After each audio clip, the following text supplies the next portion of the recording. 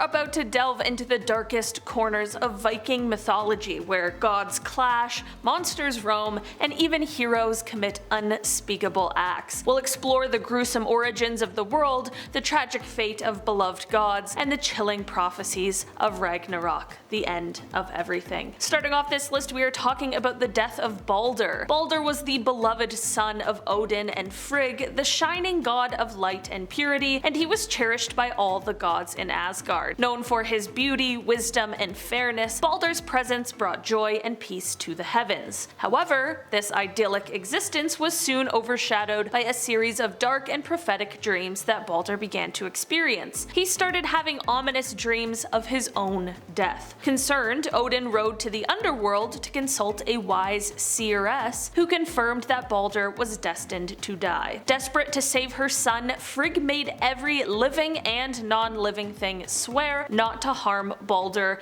except for what she thought was the insignificant mistletoe. Loki, ever the troublemaker, discovered this loophole. He fashioned a spear made from mistletoe and tricked Balder's blind brother Hoder into throwing it at him. The spear pierced Balder, killing him instantly. The gods were devastated, knowing this was a sign of Ragnarok, the end of the world. Frigg pleaded for someone to retrieve Balder from the underworld, and Hermod, Odin's son, volunteered. Riding Odin's horse Sleipnir, Hermod reached Hel, the realm of the dead, and begged for Balder's return. Hel agreed on the condition that everything in the cosmos weep for Balder. While almost everything did, a giantess named Tok, who was actually Loki in disguise, refused. Thus, Balder remained in the underworld, forever separated from the living. The gods held a grand funeral for him, setting his ship aflame and sending it to sea. The joyous halls of Asgard were plunged into deep mourning, and the grief of the gods was profound, for they had lost their most beloved member. Balder's death set off a chain of tragic events, leading to the onset of Ragnarok, the prophesized end of the world. The gods' sorrow was compounded by the knowledge that this was only the beginning of their doom. Balder's death signified the unraveling of the divine order, and the gods braced themselves for the impending chaos and destruction. Loki, the orchestrator of Balder's demise, soon found himself hunted by the gods. Realizing the gravity of his situation, he fled to a remote mountain and built a house with 4 doors to watch for approaching enemies. By day, he transformed into a salmon and hid in a river, resuming his true form at night. Odin, from his high throne, eventually discovered Loki's hiding place and led the gods to capture him. When the gods arrived, Loki was weaving a net but quickly burned it and turned back into a salmon to escape. Despite this cleverness, Loki was eventually caught by Thor, who grabbed him by his tail as he leapt towards the sea. The gods then took Loki to a cave where they bound him with the entrails of his son, who had been killed by his other son transformed into a wolf. They placed a venomous serpent above Loki's face with its poison dripping onto him. His wife Siguna stayed by his side, catching the venom in a dish, but when she emptied it, the venom would drip onto Loki, causing him unbearable pain and making the earth tremble. Loki remained in this torment until the day of Ragnarok. Buckle up for a wild and grim tale from Norse mythology: the slaying of the giant Gilling by the infamous dwarves Fjalar and Galar.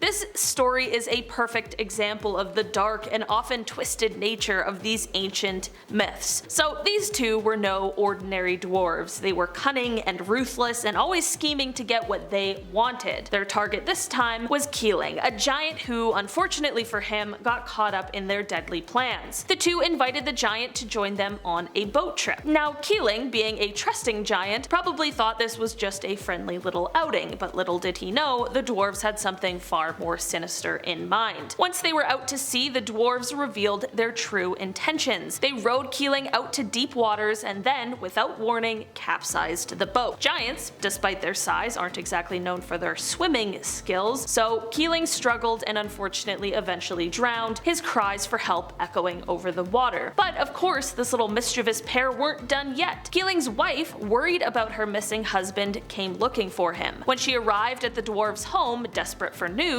they concocted another vile plan. Fjalar and Galar told her that Gilling had died at sea, which was true, but obviously only half the story. When she broke down in grief, they took a massive millstone and dropped it on her head, killing her instantly. So why did they commit such heinous acts? Well, these dwarves weren't just motivated by mindless violence, they had a reason, albeit a very dark one. The crime against the giant and his wife was a part of their plot to obtain the precious mead of poetry. The magical mead was made from the blood of Kvasir, a wise being, and whoever drank it would gain the gift of poetry and immense wisdom. The story does not end there. Gilling and his wife had a son named Suttungr who was understandably furious when he learned of his parents' killings. Suttungr sought revenge and managed to capture Fjalar and Galar, threatening them with death. In a desperate bid to save their lives, the dwarves offered Suttungr the mead of poetry, which he accepted. So this tale of treachery and deceit eventually leads to another famous story, the cunning theft of the mead by Odin, the Allfather of the gods. Okay, so when Suttungr returned home, he stored the mead in Nitbjorg, guarded by his daughter Gunnlod. Odin, always on the lookout for wisdom and power, devised a plan to steal the mead. Disguised as a laborer, he tricked 9 slaves into killing each other over a magical whetstone. Odin then approached Baugi, Suttungr's brother, and offered to complete the slaves' work in exchange for a drink of the mead. The brother agreed, but couldn't convince Suttungr to share the mead. Undeterred, Odin used a drill named Rati to bore into Nitbjorg and transformed into a snake to slip inside. He seduced Gunnlod, gaining access to the mead for 3 nights, during which he drank all of it. Transforming into an eagle, Odin fled with Suttungr in close pursuit. As Odin neared Asgard, he spat the mead into waiting vessels, though he accidentally let some fall, which became known as the Rhymster's share. The rest he delivered to the gods, securing the gift of poetry and wisdom for those truly deserving. Next we are talking about the dark saga of the Völsungs. Volsung was born from chaos but grew up to be a great king and married Hiod, the daughter of Jotun, and the maiden who had delivered the magical apple. They had 10 sons and 1 daughter, with the eldest twins being Sigmund and Signe. Volsung built a grand hall around a massive tree. One day, Siggeir, the king of Gotland, came to ask for Signe's hand in marriage. Volsung agreed despite Signe's objections. During the wedding feast, a mysterious one-eyed man, who everyone was pretty sure was Odin, thrust a sword into a tree, declaring it a gift for whoever could pull it out. Many tried, but only Sigmund succeeded. Siggeir, now married to Signe, offered to buy the sword, but Sigmund refused. Shortly after, Siggeir revealed his true nature and plotted to overthrow Volsung. Despite Signe's warnings, Volsung led his army to invade Gotland. In a grim and fierce battle, Volsung and most of his sons were killed and the survivors were captured. Siggeir tied Volsung's sons in the forest to die. Each night, a she-wolf came and killed one of them at a time until only Sigmund remained. With the help of honey given by a scout sent by Signe, Sigmund tricked the she-wolf into licking his face, and when she put her tongue in his mouth, he bit it off, and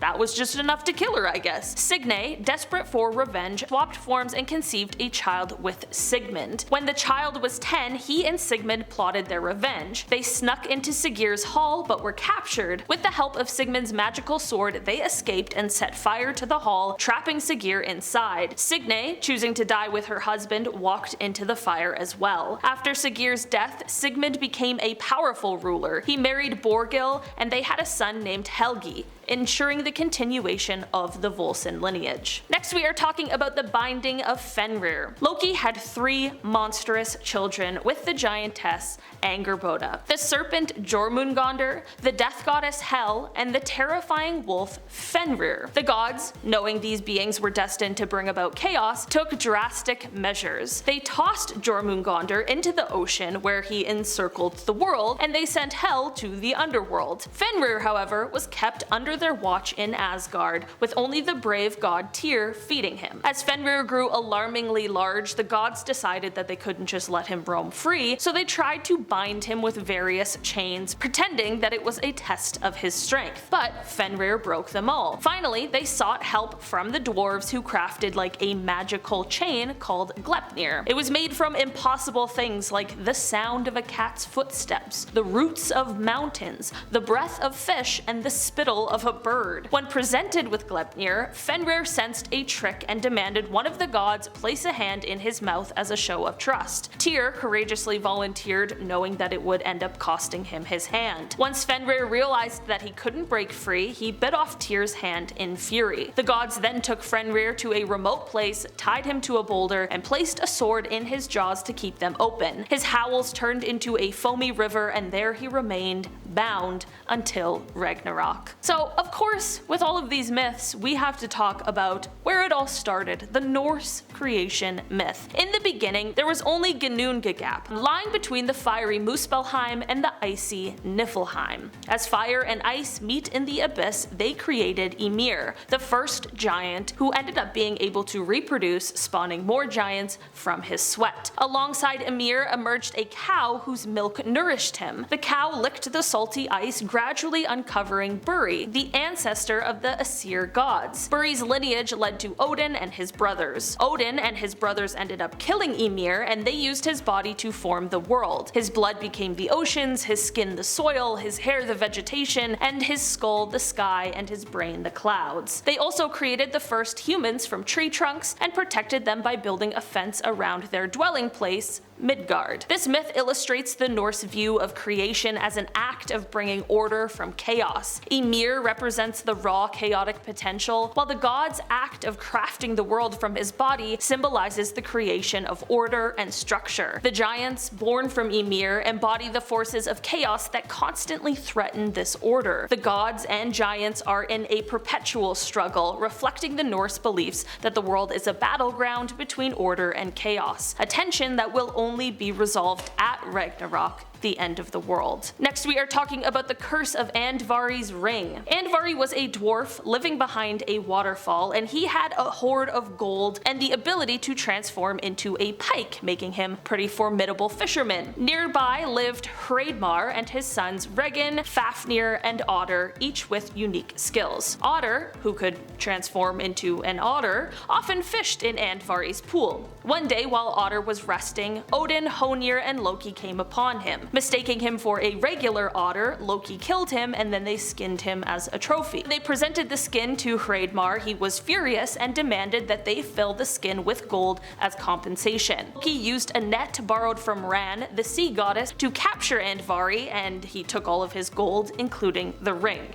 Enraged, Andvari cursed the ring and all of the gold to bring doom to its holders. Hreidmar accepted the cursed treasure, but his son Fafnir, driven by greed, killed him and took the hoard, transforming into a dragon to guard it. Regin later manipulated Sigurd into killing Fafnir, but Sigurd killed Regin too. The cursed gold passed through many hands before eventually returning to Andvari's cave, though the ring was lost forever. Next, we are talking about the Fortification of Asgard. So Asgard was the fortress of the Aesir gods, and it wasn't always protected by its iconic high wall. This is the story of how that wall came to be. One day, a smith, likely a giant, offered to build a massive wall around Asgard in just 3 seasons, but he demanded Freya's hand in marriage along with the sun and moon.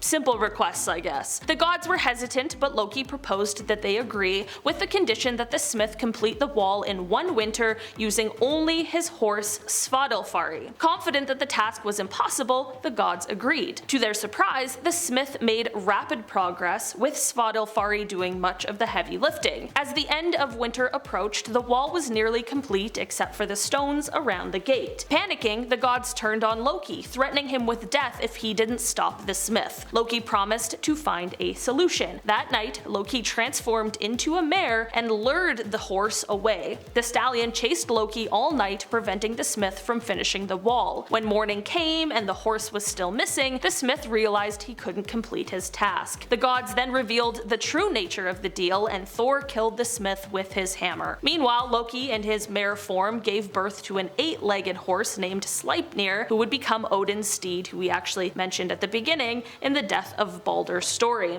Thus, through trickery and transformation, the Wall of Asgard was completed without the gods having to sacrifice Freya, the sun, or the moon. And finally, to close out our list today, we are talking about the kidnapping of Idun. Idun was a key goddess in Norse mythology, and she guarded magical fruits that kept the gods young. During a journey, Odin, Loki, and Honir encountered an eagle who was actually a giant in disguise who magically prevented their food from cooking. The eagle demanded a portion of their meat to lift the spell. When Loki attacked the eagle in anger, it grabbed Loki and flew him into the sky, forcing him to promise to bring Idun and her fruits to the giant/eagle's lair. Back in Asgard, Loki tricked the goddess into following him into the forest, where the giant/eagle then kidnapped her. Without the goddess, the gods began to age rapidly. Suspecting Loki was to blame, they forced him to confess and threatened him with death if he didn't rescue her. With Freya's hawk feathers, Loki flew to the giant's home, turned the goddess into a nut, and then escaped with her. The giant eagle pursued them, but the gods set a trap, creating a fire barrier that killed him as he chased Loki into Asgard. Thus, Idun was saved, and the gods regained their youth. Alright guys, that has been our list for today. Thanks so much for checking it out. I've been your host today, Olivia Kozlowski, and I will see you again soon. Bye! Sorry in advance for the mispronunciations. It is what it is. The slaying of the giant Gilling. The slaying of the giant Gilling by the what the oh my god. This list was so fun, but then when I started doing pronunciations, it took me like an hour to figure these all out. I figured them out. Fjalar and Fjalar. Fjalar. Yes, R. When Suttungr returned home, he stored the meat in the mead. The meat? Why did I say meat? Guarded by his daughter Gunlud. The serpent Jormungandr. My life. There was only Ginnungagap. Svadilfari. Yeah.